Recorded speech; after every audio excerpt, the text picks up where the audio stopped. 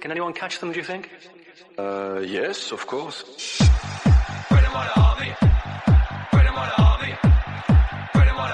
Yeah, unbelievable. We didn't expect that. As unbelievable as it sounds, this is another Arsenal podcast, that is the Away Gooners podcast. We bring news and reaction from Arsenal fans from all over the world. Hi everyone, welcome to another episode of the Away Gooners podcast. We've got Bob and Arun today with us. Hi Bob, hi Arun. Hey Hello, guys. guys. So we are in the middle of this interlull, pointless interlull, I would say.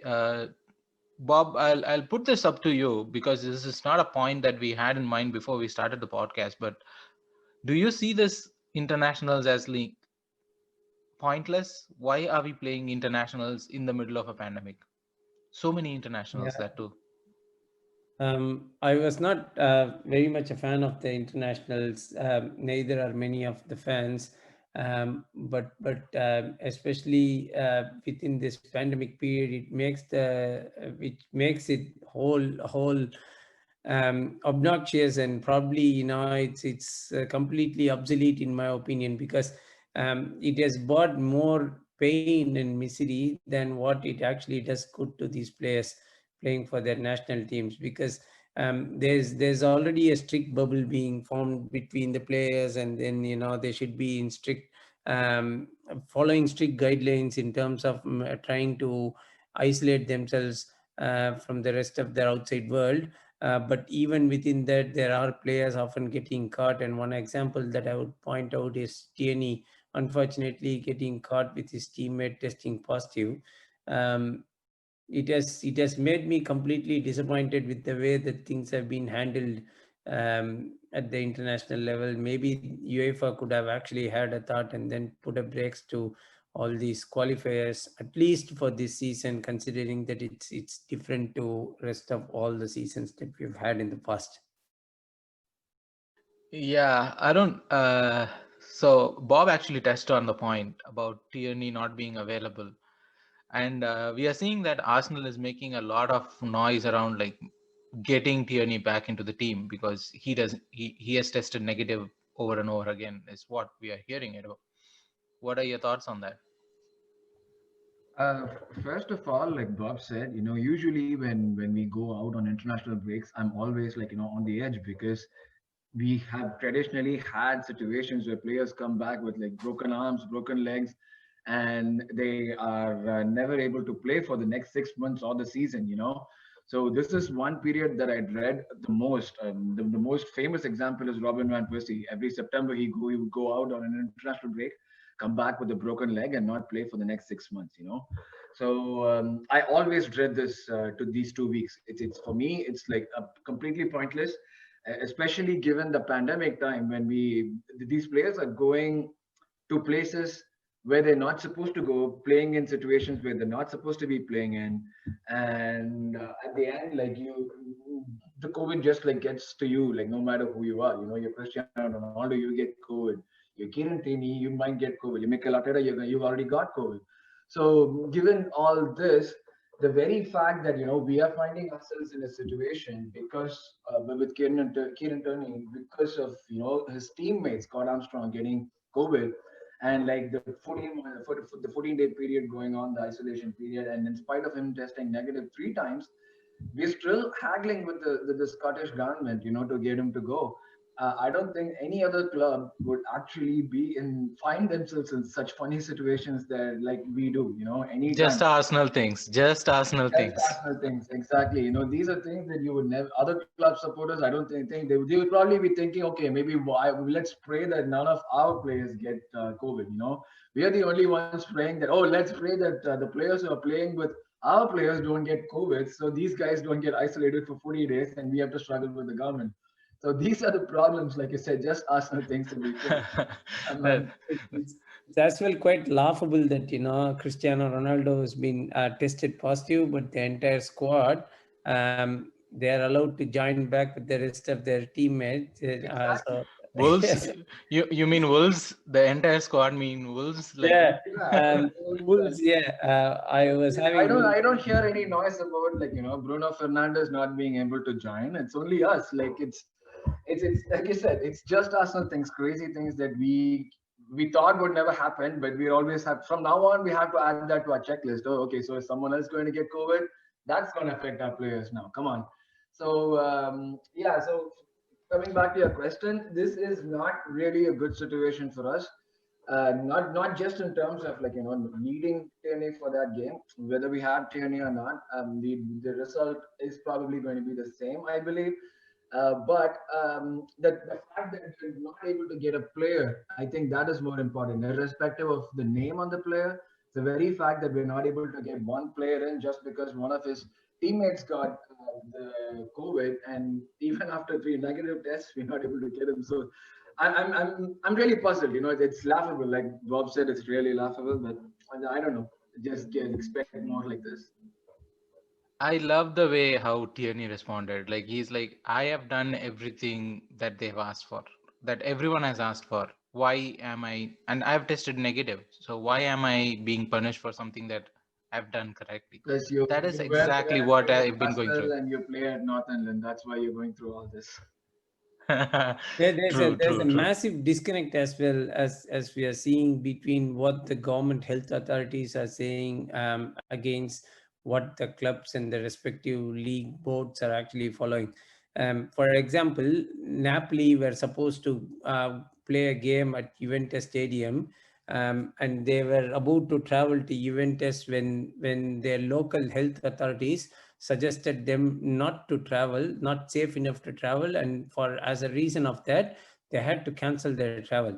The league, the Serie A didn't accept that as a valid thing. They didn't. They completely ignored the local health authorities' warning, and they suggested the match should be going ahead. They didn't really call off the game. Juventus came dressed up like as if they're going to play, even despite knowing that Napoli has never traveled there. They still got dressed up to be, I mean, to be present at the game, only for the opponents not to turn up as usual. And then finally, today, the result has actually come out that Juventus were awarded a 3-0 victory over Napoli, which is very much laughable if you look at the way things have been handled. And it's quite disconnected between the league and then the local health authorities or whoever is actually managing such sort of a situation. And that's exactly what's been happening with Tierney as well. Tierney has been told by the Scottish government to isolate for 14 days. Now, Premier League or any other league, they don't really look at that, or they don't really have any powers to intervene. They just want the rest of the things to go as normal. Yeah. And in between that, we are caught. Yeah, it's just Arsenal things. It happens only to Arsenal. It doesn't happen to other clubs for some reason, and it has always been that way.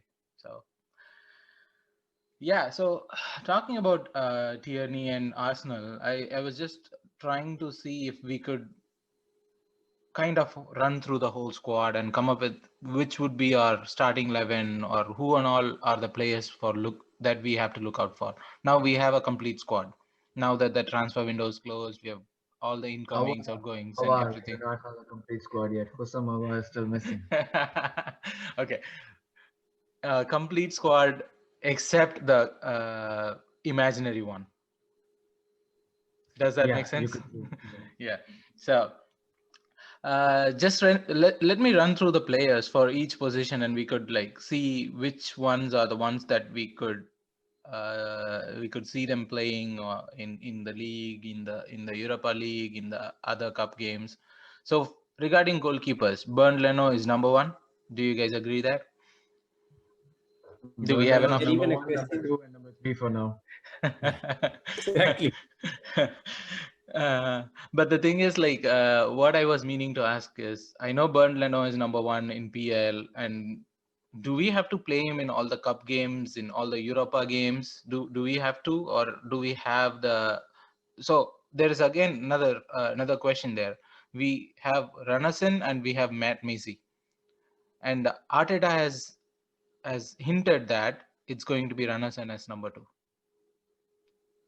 Does that Yeah, worry he you? played in the Iceland game as well yesterday. He's been starting for Iceland the games right since Arsenal signed him. I went on to dig his profile, and then I Of just course you see did. if at all he's making starts for his national team, which he has been doing. Um, yeah, no, I think with the goalkeeper situation, it's a bit tricky. So I feel even for the initial Europa League games, at least until game week 3 or game week 4, that Bert Leno would make a start. That is because that it would give enough cushion for a team to get into the top place. And once that is almost set and sealed, then he would give a run out for runners and just to see how he is actually coping up, in a top league game. Um, I don't think he would really make a start from the first game week. I believe that he would be given his chance maybe around game week 4. I think for Capital One Cup, I would have thought differently. But however, now that we are almost in the quarterfinal, um, Bert Leno would continue in goal, and as long as however way that we are going to progress, he's going to be on goal there. We don't even need to talk about Premier League, but yeah, about the last competition, FA Cup, possibly Leno might get a chance because um, FA Cup is even more competitive and possibly more. It carries a lot of weightage as well in terms of the way that we've dealt the competition. So I see, as like Arun mentioned, I see Bert Leno as number one, number two, number three. But my question, Arun, to you is: we know that we are going to travel to unknown places in Europa League. Should we risk our first team? That's my question, right? Because Europa League is, uh, even if it's a priority for us as a trophy, or even if it is not, should we risk our first players to go to all these unknown places, especially Bernd Leno? Like you have said, he's number one, number two, number three. We cannot do the league with other goalkeepers. We need Leno. We cannot go to somewhere and come back and say like Bernd Leno has to go on 14-day isolation, like what Tierney is going through now. Is it wise to take him out? You're right on that point. It's very right to have those concerns and be cautious. But if you think about it, we do not have a lot of options. We have three goalkeepers, and three is just a number. Matt Macy has been there for a long time, and everyone says he's a very nice guy, very good guy. But his performances are, like there's nothing been happening for him to convince Arteta that he can move from number three to even number two. So that rules one person out of the running completely. So we have Runners and Leno. Now Runners is, if you, I'm pretty sure all of you guys must have seen his stats before he joined us. It was nothing good, like it was Mhm. pretty bad. You might like say that he had a pretty shitty defense in front of him, but even in that case, that those were pretty bad stats. So I don't know what the idea was to buy him. Maybe like get someone for a cheap price, hope that he develops, and then have him, like play a role that would just require him for the FA Cups or like the Carabao Cups and all that nonsense. But honestly, right now we do not have a choice. Like I understand your question, taking Leno to some place like Norway, and maybe if he gets hurt or anything, we do. But honestly, do we have a choice at this point? I really don't think so. Leno has to start the PL games. Make He has to Socrates start. play as the goalkeeper. Socrates, if he gets registered, maybe yeah, maybe yeah. But like that option has been ruled out of the Europa League now. So tough Hmm. luck. He cannot be a goalkeeper for the Europa League. So that leaves us with again just with two options. You have to either play Leno or Renasan. And given the situation that we are in right now, and given the competition around, like like the top six spots, it's not just top six anymore. Like even if you consider the top six, there's still teams like Leicester and Everton that are continuously strengthening and fighting for those six spots. So in this situation, the Europa League just provides another alternative for to you to be able to get into the Champions League, and all these teams who are participating in there would definitely have that objective in the back of their mind, which means that they're not going to take a lot of risks in that competition either. Maybe out of the 6 games in the first group stage of the Europa League, I see that hopefully we should qualify within the first 4 games. And maybe at that point, I think Ranasan might get a run for the next 2 games, just to get him acclimatized to the competition, the level of competition that they're going to be playing against. Of course, anything is going to be a step up from where he was playing, like the Hmm. league that he was playing in. Anything is going to be a step up. So that is where I see him playing. Again, like Bob mentioned, the FA Cup, no, because we are kind of in a situation where we're going to be facing stronger teams from now on. So Hmm. maybe if we do face a weaker team from a lower league, we might play, but otherwise it's going to be Leno again. And for the Carabao Cup, we found ourselves in a situation where we are facing the stronger teams. Though that's a shitty competition, we are facing stronger teams. And I don't think Arteta would be like willing to throw him right over there. Like you play a team like City and like even their third choice strikers are going to come and score 6 goals against you. So again, that's not going to happen. So yeah, we do not have the choice this time, especially because of the fact that the second goalie is not someone you can really rely upon. At least that's the idea that I have now. He's not given me any confidence now that I've seen him play, but just his stats and shit. But given the situation, it's a thing that we ideally would not want to happen, but has to happen because of the situation that we are in right now. Leno is going to be playing, so we cannot change that. There's nothing else going to happen. Sorry, just to add one more point here. If you look at the whole squad, not just in terms of the goalkeeping position, the whole squad is actually a work in progress, which has been half left completed, or even less than half left completed at the end of the transfer window. So you can't really call this a settled squad as such. I can actually point out 5 players at least we've been actively trying to ship out, but couldn't do at the last minute for whatsoever reasons. And the goalkeeper is actually one of those issues which we've been trying to address. Ranasan has been bought, yes, but he has been more brought in as a replacement for the potential exit of Matt Macy, which quite didn't happen for whatever reasons.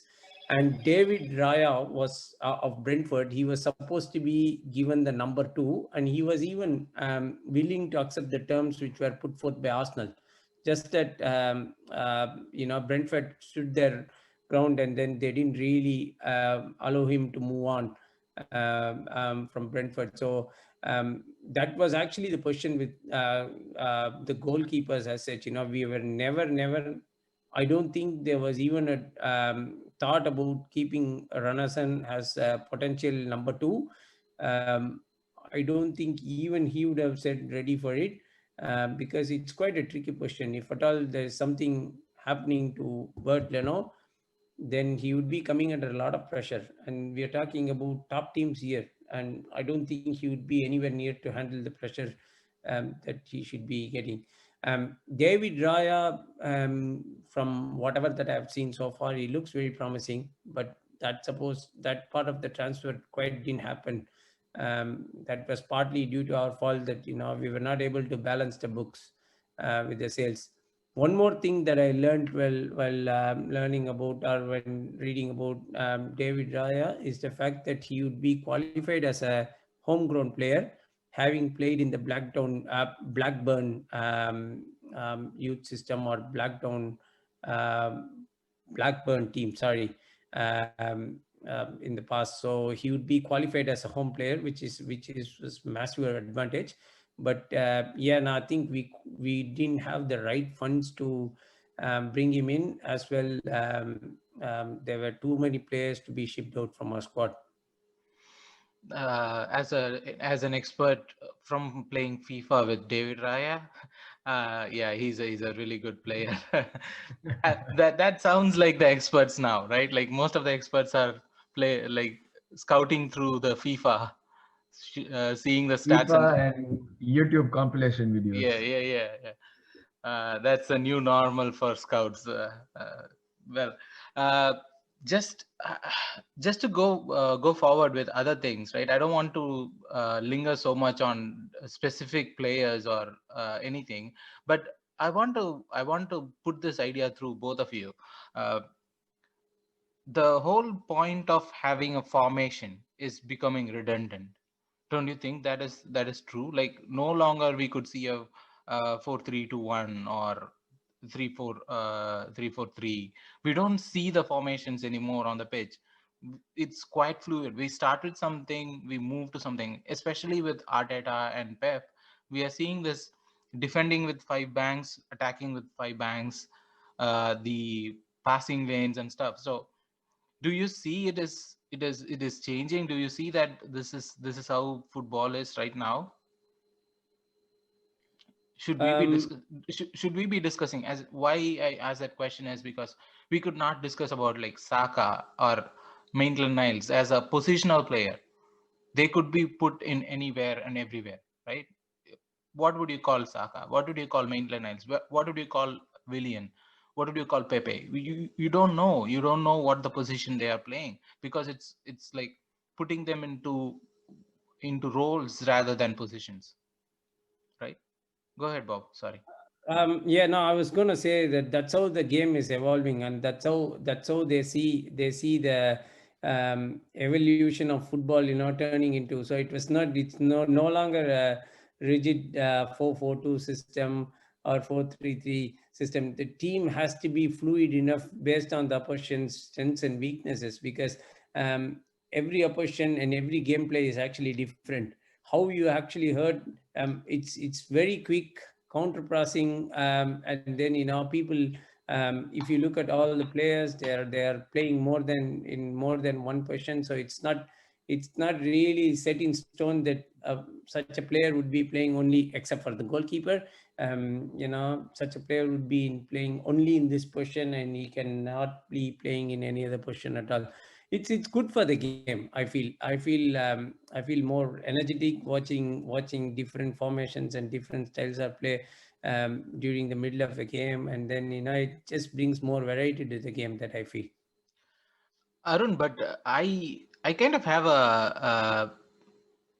an apprehension towards this thing, because what I feel is this is becoming more like athleticism than artistry. The game has evolved into something like the North American sports. I hate that term, and I hate North American sports in general, because it's more about like athleticism and like your physical stature than actual intelligence in the game. Try Um, watching hockey, man. Try watching hockey. uh, It's amazing I, games. I do watch some hockey, but it is still the same. It is still, for me, it's more a scramble than like uh, poetry. You I remember understand what you mean. Yeah, I yeah. understand what you mean because And it is football, becoming if the you same. really Football is becoming the same, all run by stats, all by the uh, most athletic people. Is that becoming, is that taking away football from us? honestly, I understand your point. Like as someone who also watches American sports, because there's not a lot of build up in American sports. It's like you said, scramble, and it's more of agility and athleticism and your power that you use than your brains. But the thing is, it's sports evolving. So it's not just, I wouldn't say it's just football that is evolving or just like one sport. It is the very nature of sports. It just keeps evolving, like you cannot keep doing the same thing over an extended period of time. You take any sport you want, you talk about cricket, you talk about football, or you talk about anything else. People have to keep inventing and reinventing, and what these managers, according to me, what these managers are doing right now, which is termed as the next gen football, is basically things that were already tried out in the olden days. All that we have right now, inverted forwards, 3-2-5, 5-2-3, everything was all, if you think about it, Herbert Chapman played WM and MW, like he had. So it's all nothing new. They're just taking older strategies and just trying to like adapt them to the current situation right now, just so they can stay ahead of the pack. If you think about it, pressing, yes, teams were pressing before, but then something else became the vogue. Teams started going towards that. So in each generation, we've always had this evolution. Italian system has always been like difficult to log. They have like the doorknob formations where everyone defends and there's just one guy whose job is to open the door. So and the Spanish have always been fluid, but then Pep came in and he introduced more possession play. It's not that the possession play didn't exist before. He just made it like everything on the pitch depended on the possession that they had, and then came pressing. So it's just evolution of football. But uh, the formation, yes. So the teams do not really start with any formation if you think about it. They have a formation on paper, but is that the formation they start? Maybe not, because they have two different ways of playing. Like one when in possession, one when not in possession. Again, this is not anything new. Teams have been doing this all along. When in possession, they play a specific way. If you know your pitch, you're going to be narrowing down your pitch. When you're not in possession, when you're in possession, you're going to be widening it to make maximum use of it. So these things keep happening. And like you said, it is giving rise to players who are adept at playing at multiple positions. What do you think about total football? This is nothing new. Total football was played in the 70s, and we're just like probably taking it, rehashing it, and doing something that involves more of pressing and more of possession. So you don't lose the ball, and even if you do, the recovery time and rate are pretty high. So this is for me just closing the gaps in the pitch, evolving football to the next level. And this is not going to be the only thing happening for the next 2 3 years. As more new managers come in, they're getting more of the new ideas in. The way in which Wenger and Ferguson managed was very different from how Mourinho managed. Mourinho, Benitez, guys like them managed. I'm talking about guys who achieve success, not just based on their man management, but also the way in which the football was played on the pitch, the formations. Again, the next gen, Pep and Klopp completely rehashed everything that Mourinho, Benitez, those guys were doing. And now we have guys like Arteta, Lampard, and like Nagelsmann, who are taking it to the next level. So this is going to continuously happen. Player teams, maybe we'll go back to more rigidity in formation, like teams just sticking onto their position, players just sticking onto their position.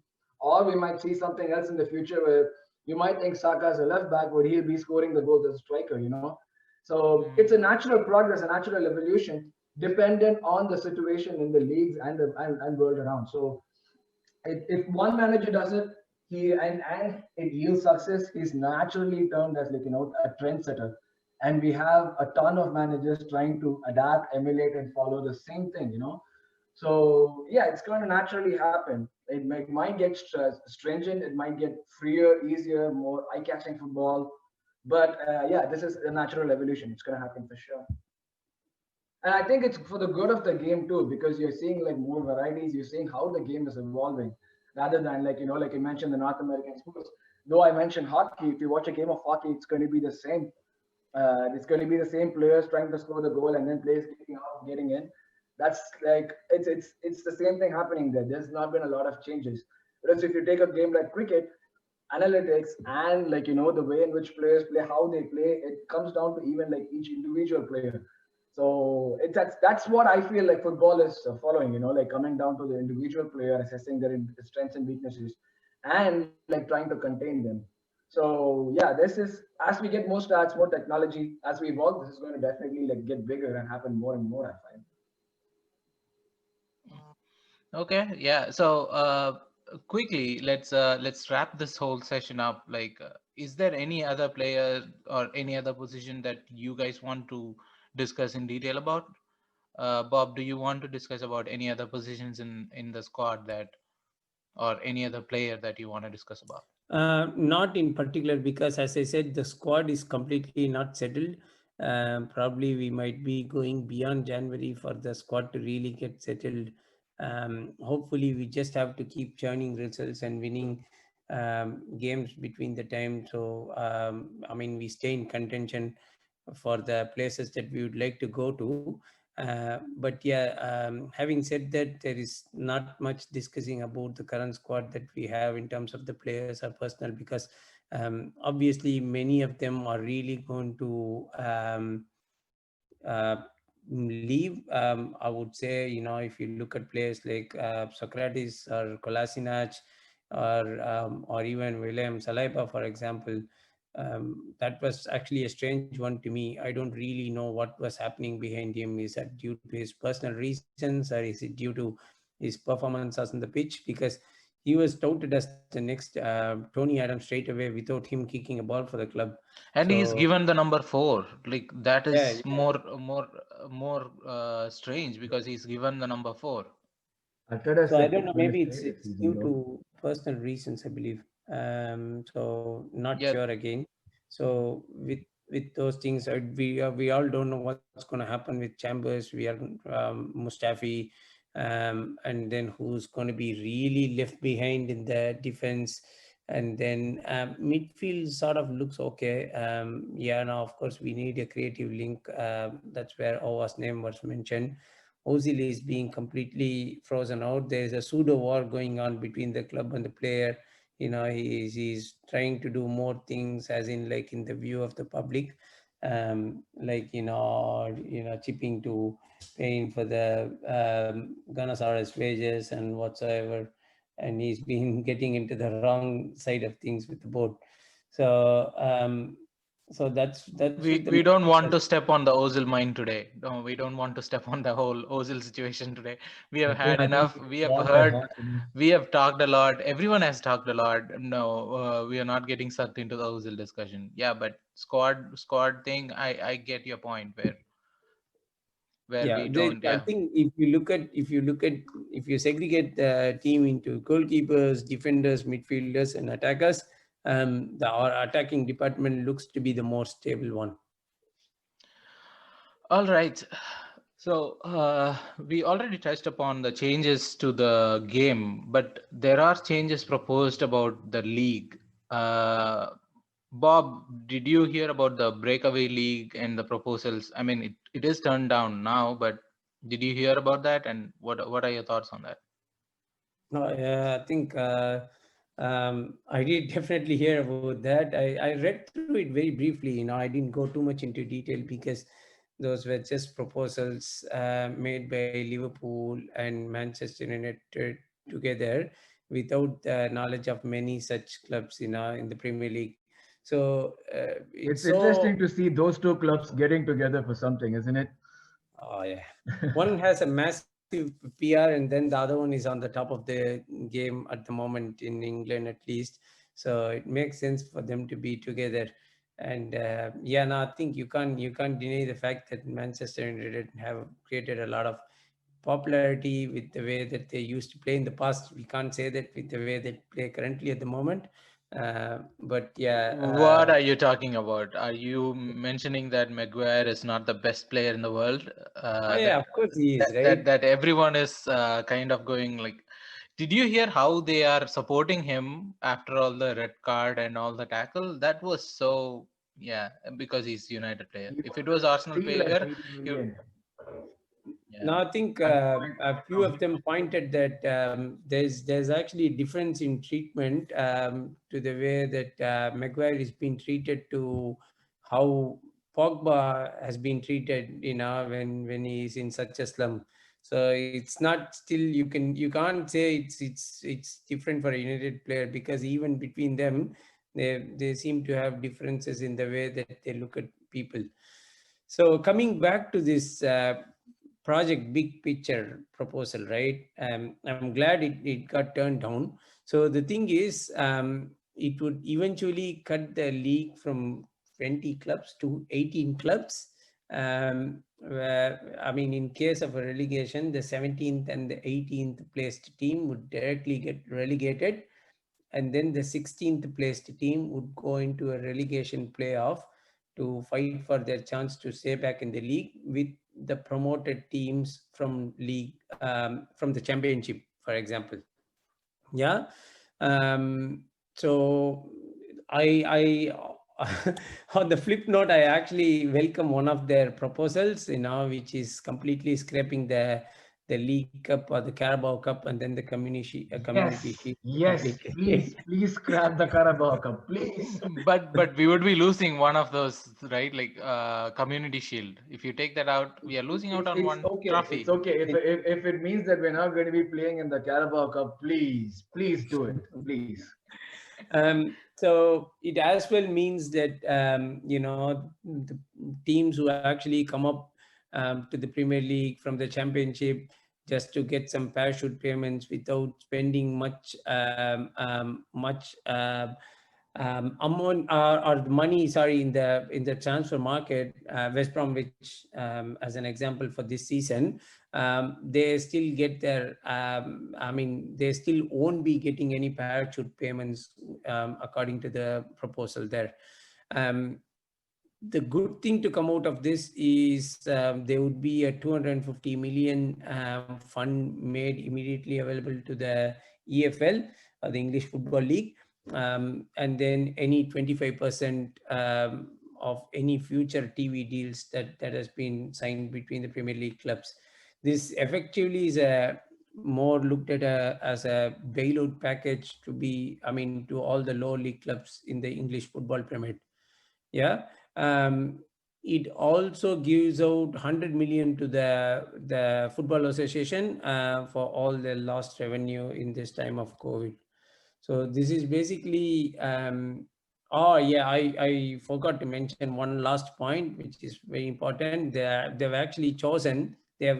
chosen themselves 9 big clubs with special voting rights based on their extended run in the Premier League. I'm thankful that Arsenal are as well featuring in that 9 special club, selection. So, and these clubs would be given special voting rights at the time of need. So basically, these were all the proposals put in place. I'm thankful that it got shut down straight away. But yeah, I don't really know what's the whole idea behind all these things, except for the fact that they're trying to maybe create more revenue by scrapping up those 2 league games. They would be inviting other European games in form of friendlies, and then they would try and sign lucrative deals with sponsors to play one-off matches in Dubai or somewhere just to generate more money, which should have been the whole intention behind all this. All this is all about money, right? Everything that these proposals are about money at the end of the day. Even though they keep saying that this is going to be like less number of games for the players, less fatigue for the players, it's all about money. Arun, your take on the breakaway league. Of course, it's all about money, like you said, and the rest of the stuff that they're saying is all garbage. If you think about it, like Bob said, if out of 18 teams, if 9 teams are getting special rights and they're being called special, does that mean that the remaining 9 are not special? I don't understand. You have 18 teams in the league and half of them are special.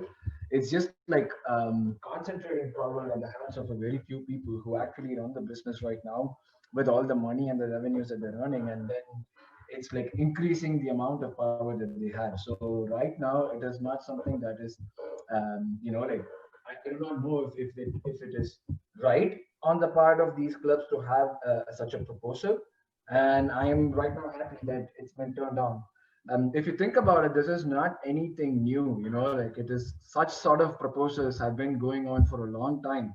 I don't know if you guys remember, but I think when Wenger was with us, even during parts of his tenure, there were always talks of a breakaway Super League with all the European top teams, and those ideas never came to fruition. So these thoughts are not new. I'm pretty sure like we'll also be having some of the geniuses coming in maybe 2 or 3 years with some new plans that would again further increase the power that the top teams have and then shoot the lower level teams down.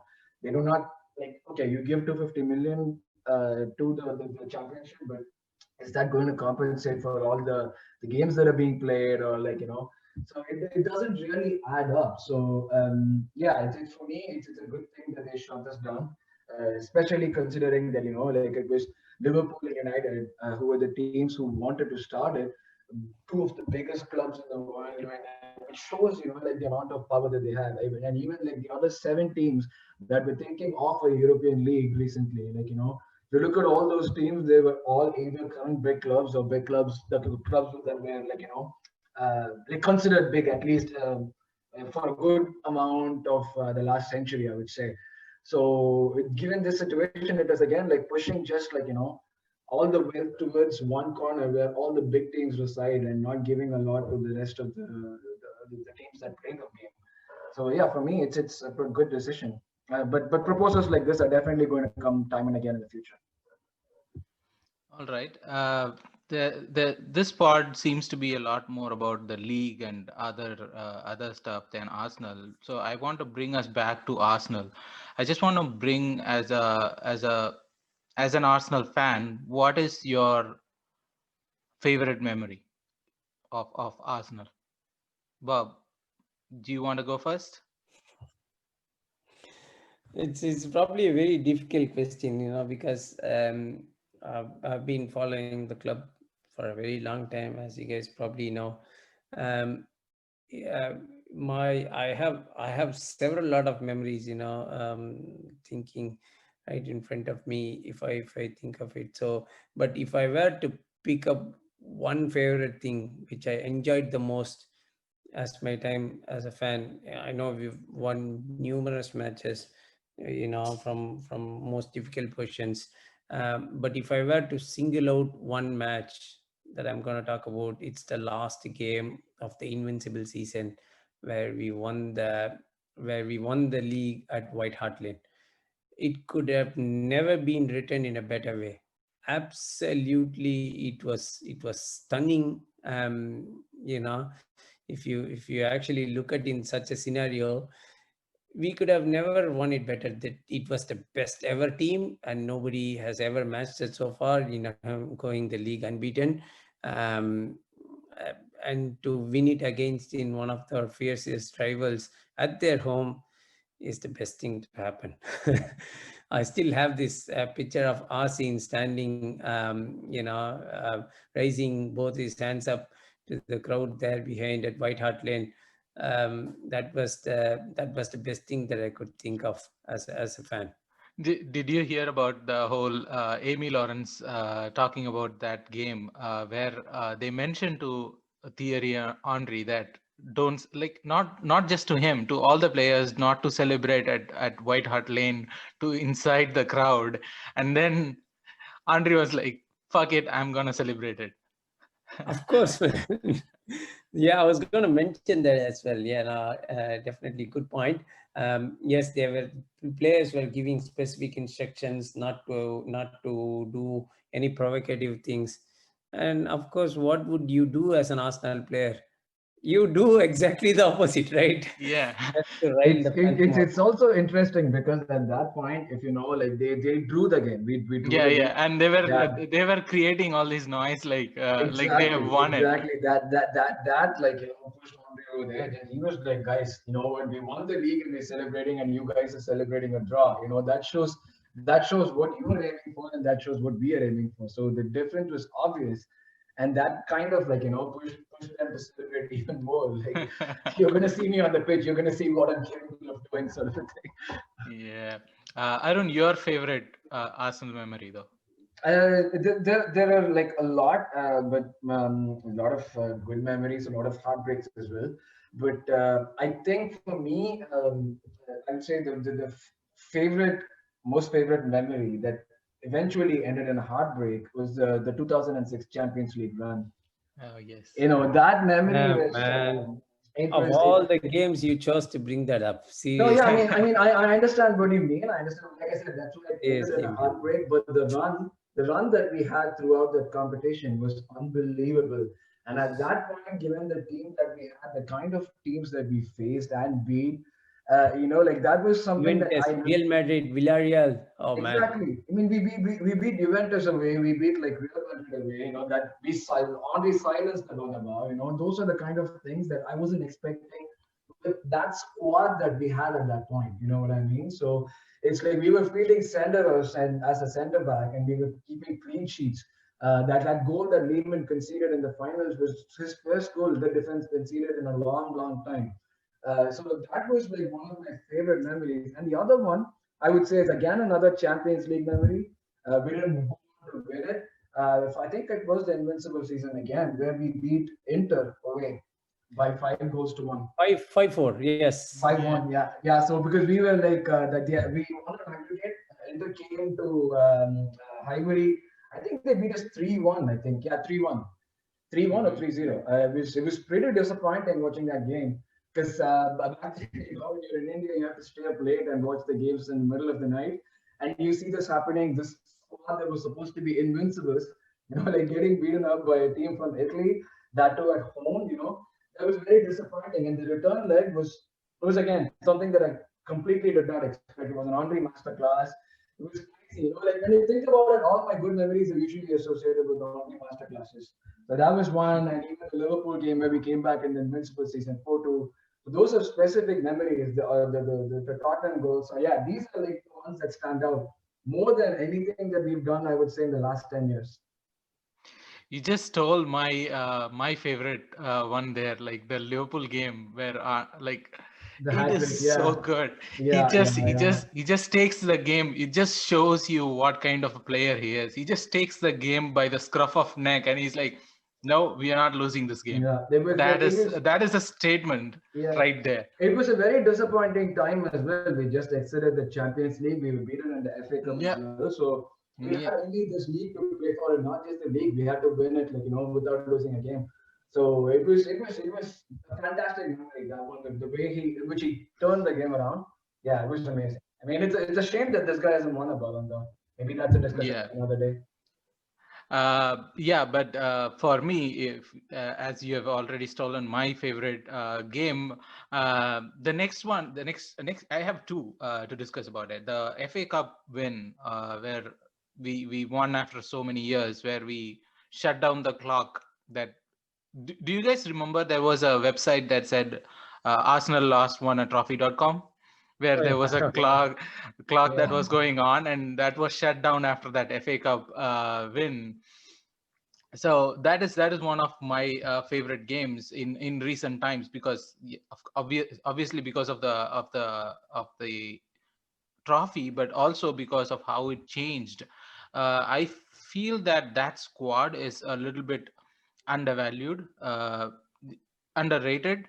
That particular squad of players that Arsenal had during that time, I feel that they are. If we would have won, or if we would have run a closer race to the league, that squad would have been a little bit valued better. We did have a run to the league. We came second Yeah, no, we behind didn't. Leicester. We didn't. We came second. We didn't come. We didn't run. Have a run to the league. That was a season where Tottenham did what they do best. Like they Yeah. and Leicester were running close, and then they finished third, and we finished second. So that was not. But that squad actually, if you remember, I think that squad played that Norwich game, which we were the we were so entertaining. That was the beautiful football, the Norwich, the wonder goal that Jack scores with that one touch Yeah, passing yeah. everywhere. So that squad actually had potential, but obviously that game is one of my favorite memory in recent times. And the other one is the Return of the King, when Henri comes back and then Oh, he yes. goes on. That is pure goosebumps moment when he goes on and then Song passes to him and then that one touch finish. That was awesome. That was a really I, good memory. yeah, I don't think anyone ever scored a goal after that. If I'm talking about Arsenal strikers, anyone ever scored a goal after that like that? Like Hmm. at that age, the man came and opened up his body and just sent one to the far corner. I don't know like if anyone can do that in the team. It, it, Aubameyang included. it is just like a fairy tale, right? Like where he Exactly. comes back. It is like a Hollywood script where something is not even Hollywood script. It would be probably like a mass masala Written in the movie from stars. India, Yeah, where commercial he movie. comes back and like he just goes on this great shot, and that's a Henry finish. It's not anything else. It's not just a goal. It's a typical Henry goal. So yeah, those two are Um, my yeah. sorry, guys, just to interrupt you now. So I was listening to Arsene Wenger's interview with James Richardson, Michael Cox, and Julien Roland. He actually mentioned, they asked him what was his beautiful memories that he has had with the club. He actually mentioned the last game against Everton in his first season that he actually won. That was one of the things. But then he touched upon the Champions League final as well, because for that team he knew that the stadium was going to be moved, or the new stadium was going to be constructed, and it was going to be quite a significant move in terms of all their finances and everything. One last thing which would have been a jewel in the crown was actually a European trophy. And until that point in time, we were 13 minutes away from winning it. And for some reasons, I don't know, that with all the red card and everything, we lost that game. But he did definitely, I mean, he touched upon just like how Arun did now. It is one game which I wish to forget in my lifetime, but I still can't. It's a scar in my heart that I can never forget that game, or I can never forgive what happened there. So No Mind you, Arsenal we fan had can. Almonia for the rest of the game after Lehman got off. Yeah. And we still managed to like stay in the game till the last 13 minutes. So oh man, oh That's man. but Bob, you touched upon a point. I love Arsene Wenger. Like, I know the fan base is polarized on him right now and all those things, and you guys know that how much uh, I sketch him or draw him or paint him. There are like anything more than anything else that I've painted or sketched. Arsene Wenger is my thing, and I just love that guy, and it is so it is so intelligent. Whatever he says is so intelligent. He is Arsenal for me. Yeah. But moving on. I see. No, we could Yeah. talk. We hon- could talk honestly, whole lot on Arsenal. So with Arsene Wenger, I was just reading some excerpts from the book, and then the passion that he still has for the club is quite remarkable. And there was never even one point where he mentioned they. When he refers to Arsenal, he still mentions we. That shows how much he loves and how much he values the club. I mean, how much he respects the club from the bottom of his heart. That's as much as what I could say in a quick nutshell. But yeah, there's lots of things that I could go keep talking about all day. We need a complete different podcast for an episode for Arsene Wenger discussion. I guess I have to invite the newer crop to discuss that. But just one small yes, point. Arun. It's funny that you say Arsenal and Arsenal and everything related to Arsenal was Arsenal for you. Many young fans at that point in time actually thought that Arsenal was named Arsenal after Arsenal. Yeah, I So know that. I know that quote actually. so yeah, maybe it's a funny coincidence, but yeah. Let's talk about the City game that we are going to have this weekend. Do we just have to do a prediction, or do we have more things to talk? Because I want to discuss about whether you guys think that Partey is gonna start the game or gonna be involved in the game in any way. Arun, do you think Partey is gonna be involved in the game? In the squad, but not in the first lineup, and I don't think he might play either. So no, I don't think he's going to get involved. Okay. I'm a bit 50-50 on that. I think Arteta will assess how Partey is actually coping up in the training, because he's just joined the club. He was out on his international duties. By the way, guys, did you look at those two assists that he provided to Yes. the Of course we was did. lovely. Of course The we did. second one was very tasty actually. So I mean, the run the striker made, I don't know who he is, but the run he made, anticipating that pass, was really a thing of beauty. Uh, So but yeah, but so the maybe first I one think, doesn't feel like an assist. It was a shot that kind of got into the way. I yeah, felt it yeah, was that's more true. like a shot. Yeah. Yeah, true. So in terms of parties availability, I feel maybe he could get the nod considering the importance of the game, but it depends upon what Arteta is in, or the physical condition that Partey has been coming back with. Um, I think he would be in the starting lineup if my prediction comes true. But yeah, it's again 50. Who will be dropped if we want to start party? Is it Chaka or is it gonna be Ceballos? Ceballos is likely Ceballos. going to be dropped. Partey and Xhaka would make the starting lineup, and then I would think Ceballos would come in to replace, just like how he came in for the Liverpool game. Hmm. What about the Hopefully, defense? he gives in a couple of good assists like the Liverpool game, and hopefully, our strikers are able to convert it.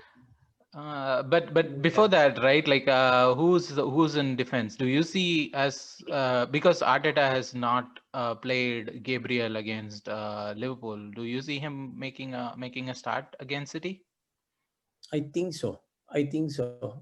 He's gone on to understand that Gabriel is a bit more ready than what he thought. Hmm. Um, so I feel maybe that he would get in a nod for the defense.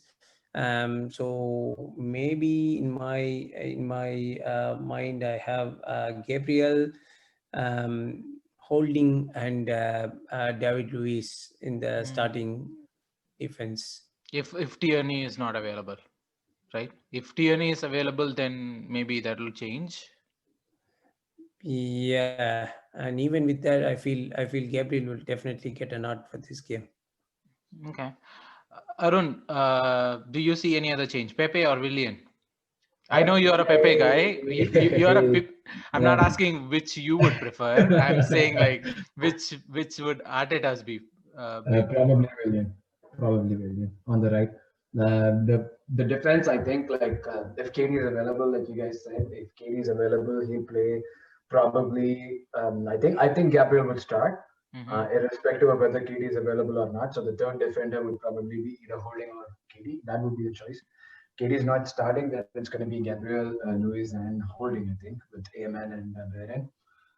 Yeah, and in terms of the attack, Aubameyang and Lacazette should start already, and I think yeah, it'll be Willian again. Atada would be a little defensive right at the beginning because again, most of the attack is going to be from the left, so the right would be relatively defensive. So I think he would start, and maybe Pepe would come on to make a difference in the second half. But I also feel the other way, right? In Sheffield game, Arteta kind of tried the other way. He wanted the right to be the attacking side, and it sort of worked. He was so happy after the game, and I think that is because of the plan that worked. Well, it could also be because of the opposition, right? Sheffield and City do not match up in any way. Mm, So Sheffield was a more difficult team to unlock. So that's what showed in the second half. Because against City, we're going to be more on the defensive side. We're going away to the Etihad. It's not an easy place to win. And mhm. City are like smarting from like all the defeats that they've had. They've been beaten 5-2 by a Leicester team. So yeah, so it's going to be a tough game. We will be defensive for sure. We're not going to be like we're just going to try and pounce on one of the few chances that we might get. I'll hold you down for the prediction right there. What do you predict? I would say 2-1 or 3-1 in favor of City. Okay, okay. Bob, you want to add a section on this game last year? Uh, Come on, we want to listen to you about the this game last year. Okay, guys, I wanted to actually bring out a section where we just compare our results again, how we performed in similar sort of games from the previous season. I'll tell you in a nutshell in terms of how this works. So we just compared to the same opposition that we played last time around for most of the teams, except for the teams who've got relegated. So, but in the case of them, for example, last season we had Bournemouth, Watford, and Norwich relegated. But in the case of them, you're exactly replacing them with the three promoted teams from the top in similar positions. So, say for example, Bournemouth finished 18th, so you replace them with Leeds for this season, and then respectively with West Bromwich for Watford, and then Fulham for Norwich, respectively. So how this works is you compare them against exactly the same fixture in the same league, and then you see how your team has been performing as compared to the last season. Now, in many ways, that I Is would this think that Bob? Sorry to cut you off. Just a question as you said this.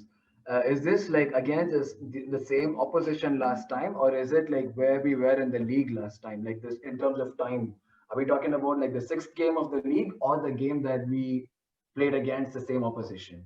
I'm glad that you brought this question exactly at the right time, because I've got both these stats.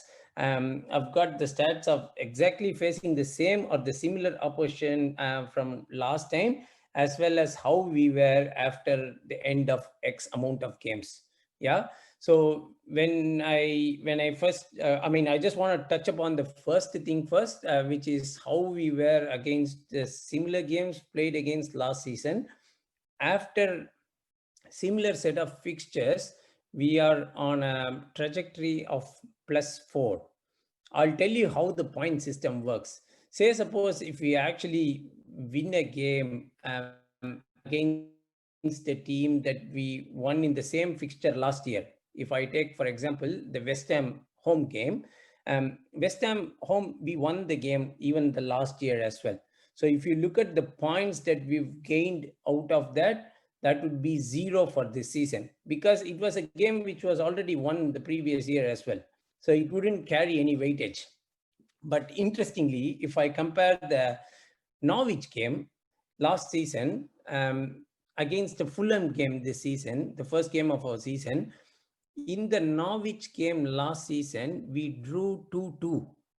So which means that we won the game against Fulham this year. What it means that we've gained 2 points more than what we were playing against for a similar fixture last year.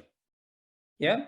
So going by the things of that, we lost 2 points against Norwich the previous season, and same with Sheffield at home as well. We lost 2 points there because we again drew the game there. So if you compare to the similar fixtures from last year, we are +4 points at the moment. Again, this is just a very early indication. This is not really, this has to be looked at through the course of the season in terms of how we are performing. And the next one which comes out is the City game, where we miserably failed to establish our authority in the past, and we might get a good lead in terms of how the team has been going along. Now, mentioning on the point which Arun touched upon, I've as well put up some numbers in terms of how many points we've gained after X amount of games, which is actually 4 at the moment. We've gained 2 points at the moment as compared to last year. So we did win the first 2 games last season, but then we lost the third game, which was again against Liverpool. But then, interestingly, if you look at the fourth fixture that we had, we played Spurs and we drew the game. So which means that we lost 2 points there against the 2 points that we have gained by beating Sheffield United at home this season. So after 4 games, that we are +2 in terms of the coefficient. Now, I wanted to go a bit deeper and then do something interesting. So I wanted to compare